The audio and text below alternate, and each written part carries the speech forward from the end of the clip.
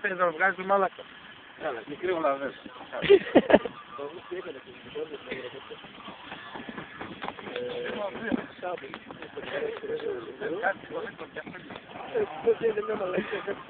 Εντάξει, το έβγαλα.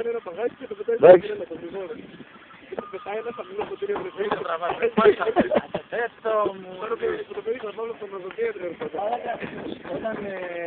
Είσαι Παυλίδης μετά από βουτιά στην κρύα τη θάλασσα.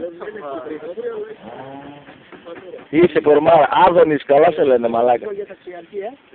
Να κάνω zoom στη ζωή σου, άσε.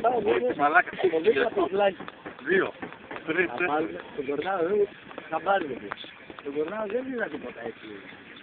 Δεν έφυγε το πόδι, αλλά του έκανε μάλλον τώρα πέρα λέει να πάει να βάλει μόνο καφέ και έτσι γιατί είναι... Τώρα αυτή η παρέα ρε μαλάκα και πάλι αυτή η δύο είναι πιο σοβαρή από όλη την παρέα. Δεν μισό. Κάνει και το στρέκ του τρίτου. Κάτσε να ζουμάρω. Έλα, πέσε πάνω του.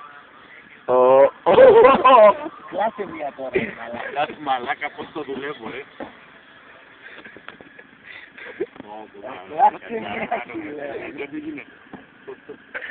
Δηλαδή, βρεχμένο τώρα, υγρό και να το παράσεις.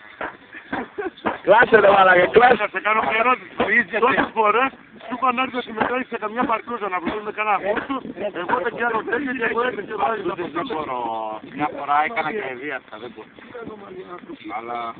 αλλά με άλλο μόνο... Όπο μαλάκα. Δεν το λέω για σένα. Τώρα